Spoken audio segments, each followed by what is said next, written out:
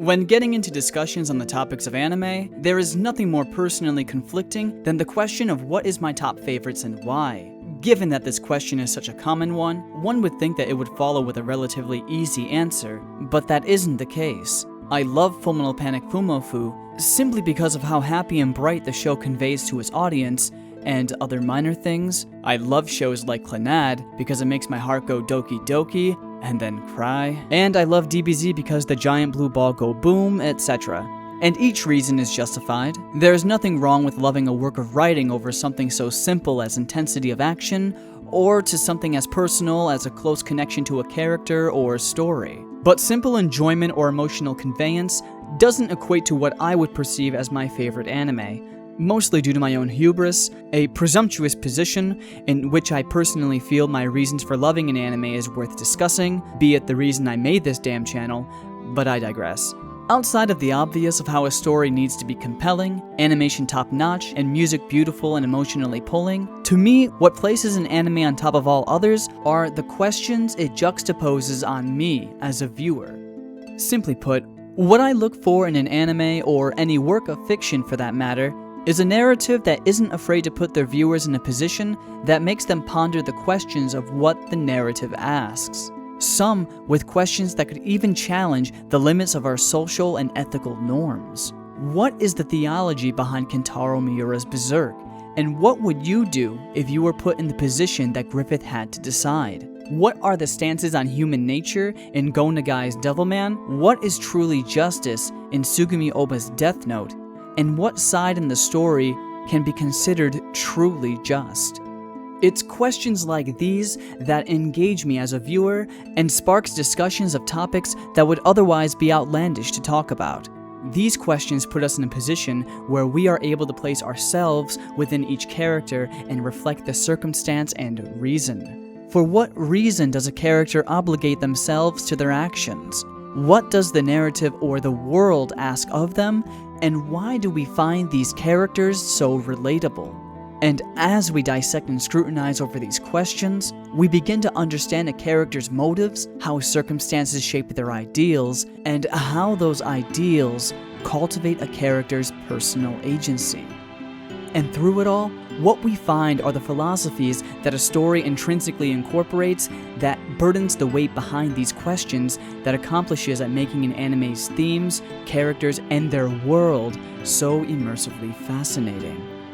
Now, I want to be transparent here. While these reasons may sound presumptuous, and I agree completely that it is, these reasons alone do not dictate completely whether or not I deem an anime to be good or not. Just that, depending on how those philosophies are incorporated, will leave an even bigger impression on me over the others. And when it is incorporated correctly, the impressions it will leave for its audience will become something that will be remembered forever and stands tall among the rest.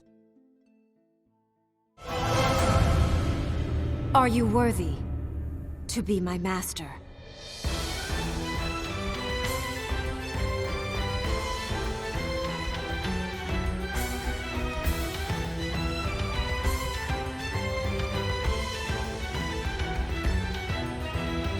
If there was an anime I could choose that represented the complex and morally challenging questions I mentioned earlier, look no further than Fate Zero.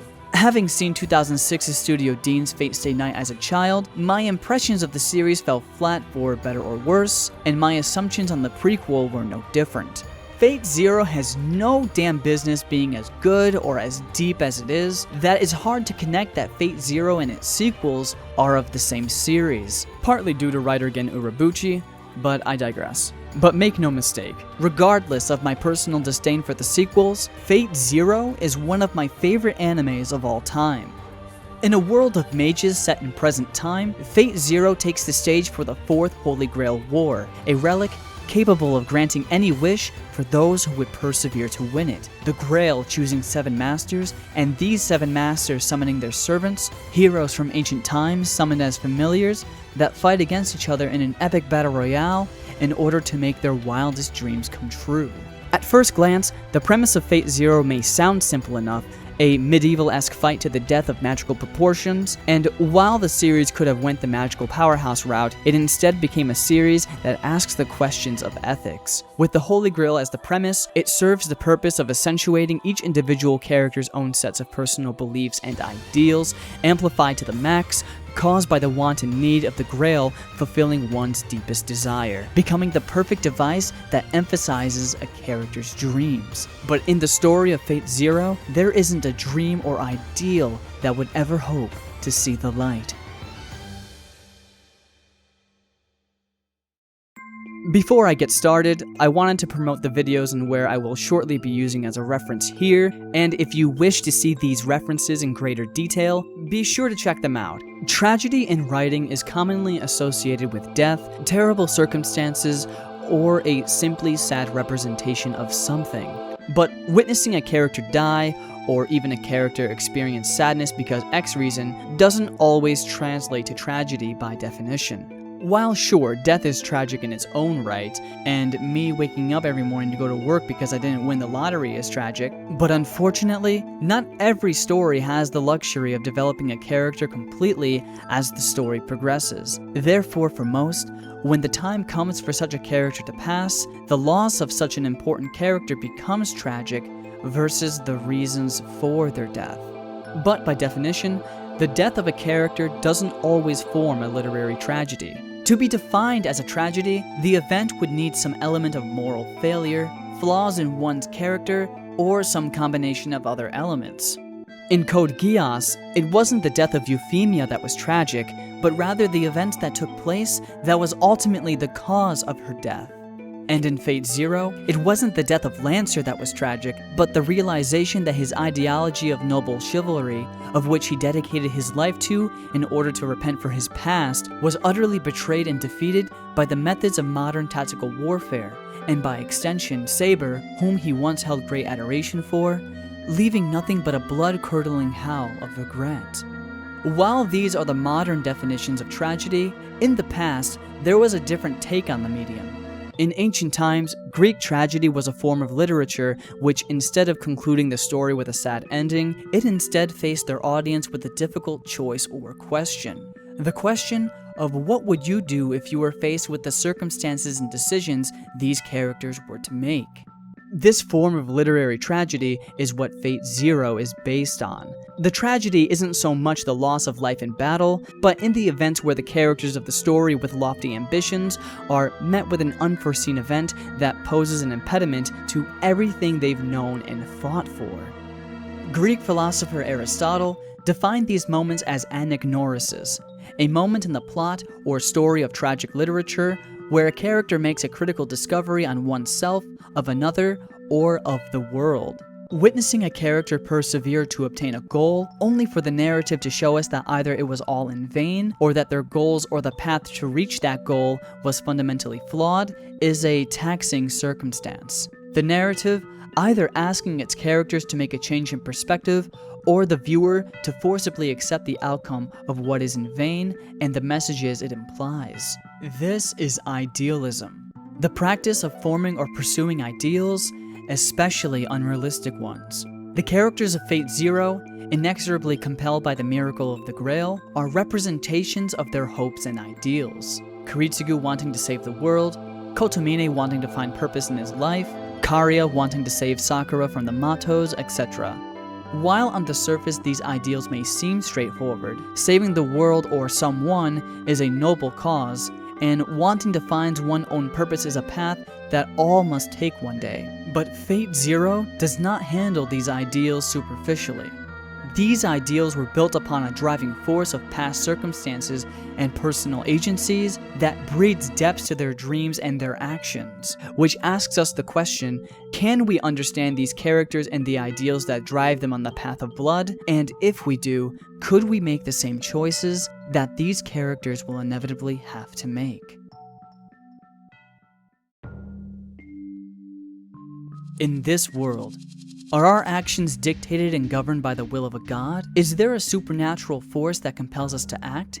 And if so, what force dictates what the people perceive as morally correct? And what force drives us to deviate from that path?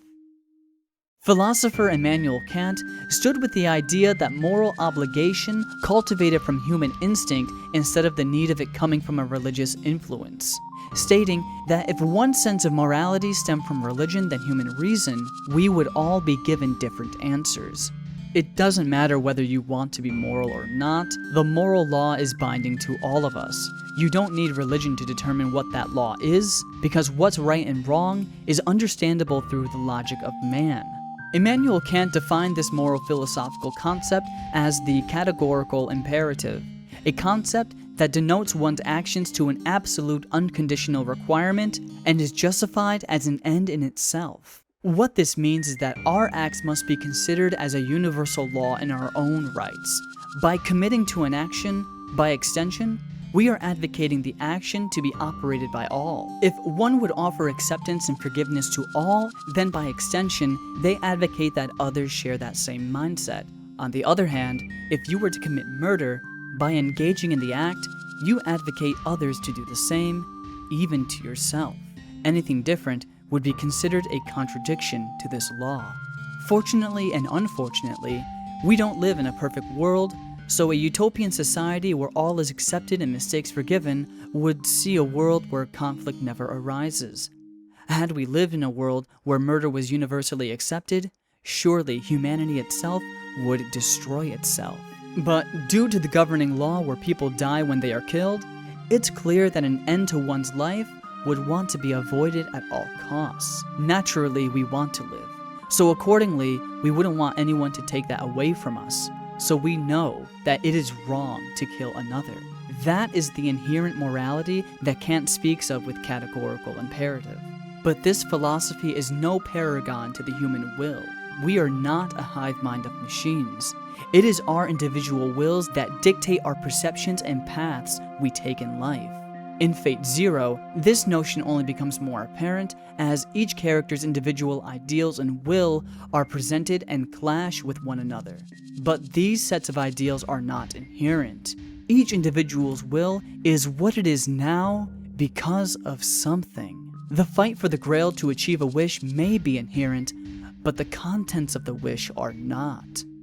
Normative ethics is the study of ethical action that investigates the set of questions that arise when considering how one ought to act morally. Individual will brings about individual actions. Humanity has free will, this much is certain, and because of it, humanity can never operate systematically. It is our own agencies that compels our perceptions and beliefs, and it is those perceptions and beliefs that shapes the world to each of our wills. The Holy Grail War in the Fate series is the portrayal of desire and will. Not all have selfless ambitions for world peace or other kinds of benefit to all. Some have ideals that are fully dedicated to their own well-being. Some are completely void of any ideal or morality to even want to attain something greater. And there are those who would sacrifice their entire being for the sake of the world. It's these amalgamations of ideals and philosophies that create a colorful mixture of personality and world to the story of Fate Zero. And in this video series, I will be discussing several different characters in the series, as well as other aspects of the show, and what philosophies and ideals are intertwined with whom.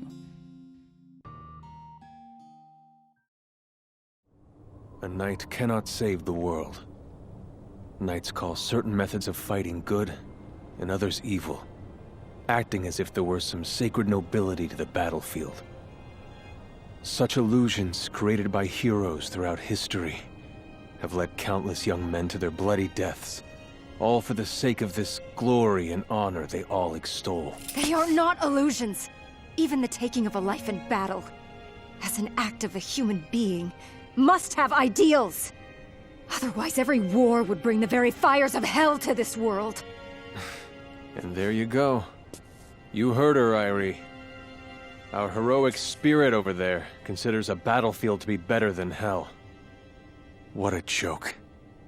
A battlefield is hell itself.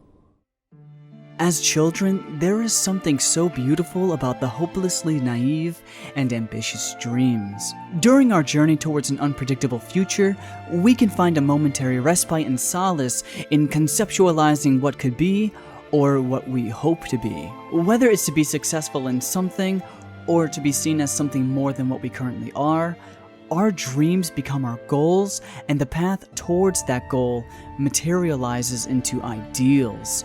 And as time goes on, our dreams enamor us so that we wouldn't dare question its integrity, nor ponder its practicality. And the more dogmatically we substantiate our dreams, the heavier the weight becomes when reality plunders what we desperately hoped for. Dreams disappear when the dreamer wakes. Every last one of them, with no exception. Emiya Kiritsugu. As a child, he held an ideal that he would become a hero of justice to protect the weak, an ideal filled with good intentions that later became warped by the callousness of the world. His first love, Shirley, after devouring an experiment of immortality gone wrong, transforms her into an apostle, a monster whose only will is to feed on the living, further infecting all they feed from. Unable to fulfill Shirley's wish for death, Kiritsugu believes that it was his unwillingness to kill Shirley that led to the destruction of Alimango Island and its people. His father, the cause behind the Apostle's creation, attempts to escape in order to continue his research. Kiritsugu, realizing this, gives birth to his utilitarian ideals, as he understood that if he were to continue with his experiments, many more would perish. Resolved, Kiritsugu murders his own father and sets out to prevent similar tragedies from happening after learning that these atrocities occur everywhere in the world. Utilitarianism is a family of consequentialist ethical theories that promotes actions that maximize happiness and well-being for the affected individuals. The belief that an action is right insofar as it promotes happiness, and that the greatest happiness of the greatest number should be the guiding principle of conduct. 300 are on one ship, 200 on another. 500 total passengers and crew. Now then, which one of the ships would you choose to fix? The ideals of being a hero, by its core, is meant to save everyone free of prejudice and personal credences, at least idealistically. Learning of the harsh realities of the world, Kiritsugu loses all hope. The bright and spirited eyes he held as a child are now empty and hollow after learning the truth that he cannot save everyone, and that at times, in order to save someone, a sacrifice has to be made, whether willingly or unwillingly. I don't think it's possible to save everyone, but I do want to save as many as I possibly can. Kiritsugu's perception of the battlefield is that for either side, it is a waking hell filled with suffering and barbarity, for regardless of those whom have been defeated or the victors of the battle, nevertheless, lives were lost that day, and that fact alone causes Kiritsugu to grieve, whether it was done by his hand or not. Kiritsugu bears an abhorrence towards lives being taken, and by extension, him having to kill in order to save others. He too hates himself. He hates the methods he uses, he hates the blood he will inevitably spill, but worse than that is that he hates not being able to save others. The world making it impossible for Kiritsugu to save everyone, he is forced to accept that in order to achieve the most possible, sacrifices have to be made, regardless if the victim was the perpetrator behind the cause or whether it's an innocent bystander who knows nothing. There is no prejudice in his ideals. The only thing that matters is that the result are the most lives that would be saved by his actions. To the point where he was forced to kill Natalia, his caretaker after the events of Alimango Island, whom he saw as his mother. Trapped in a plane of parasitic apostles, were Natalia to escape from the plane, many more people would die as a result. Kiritsugu's ideals are challenged once again, but regardless, his beliefs set him on the path he is to take, and he knows what he must do. But even so, the outcome is not happiness nor victorious, but a crying anguish of a child's long-lost dream. Reminded of that dream he once held as a child, Kiritsugu sets himself on the path to make those dreams a reality, a dream that only a miracle can make real. Kiritsugu embarks on a journey of further self-sacrifice, all for the noble goal of saving the world, and the Holy Grail War will serve as a testament to Kiritsugu's ideals, as the people he will inevitably have to kill in this battle will be the last people to die to bring peace to the world. Saber, whom shares ideals of noble chivalry in all battles, detests his methods, and Kiritsugu in return detests the notions of any battle to be guised under such false pretenses. To him, a battle where lives are lost is hell by default, and by engaging in this battle, he is determined for this hell to never exist again. However, this time, there's much more at stake. At the start of his journey, he meets Irisfiel, whom he eventually falls in love with and gives birth to his daughter Ilia. While this may seem as a moment that would spawn joy in his heart, it only brings him further sadness and anguish to know that he will inevitably have to sacrifice his daughter's mother in order to attain peace in the world. While ensuring a normal life for his daughter, the loss of her mother will undoubtedly put her through a different hell than his own. It destroys him, and at times he ponders running from it all. But if he did, all he sacrificed would be in vain. All the lives he took, and those he could not save, his mother, Shirley. Kiritsugu is desperate for a miracle that can rationalize the cruelty of the world and justify all the suffering that he has endured. A final desperate cry of the innocent child that Kiritsugu once was. Kiritsugu Emiya, I do not know what betrayed you, or what has caused you to lose all hope. But your sorrow and rage are found only in those who at one time sought for justice. Kiritsugu, in youth your truest self wished to be a hero, did it not? A hero to save the world. You believed in that. You desired it more than life. Am I wrong? And for just a moment, we see something. Behind the constantly vacant, empty eyes of Kiritsugu, Saber's words sparked something inside of him that shook him off his cold resolve. A reminder that the dream he held of being a hero is the driving force behind his agony. However, the Grail being tainted could grant no miracle. It would only grant a wish that can be done through the methods that is understandable to its holder. And through it, Kiritsugu came to the realization that his methods were flawed. Had the Grail granted his wish under his utilitarian ideals, all would perish, leaving only his wife and his child to this world. For as long as mankind exists, conflict will always exist. Kiritsugu denies the Grail, and in an ironic twist, in denying the Grail and its utilitarian methods, he in turn committed to his utilitarian ideals by killing the illusions of his family in order to prevent the Grail from erasing all of humanity. 6 billion people on the Earth versus you two. That's why Till the day I have to kill you. die, I will And I will save the world. never forgive.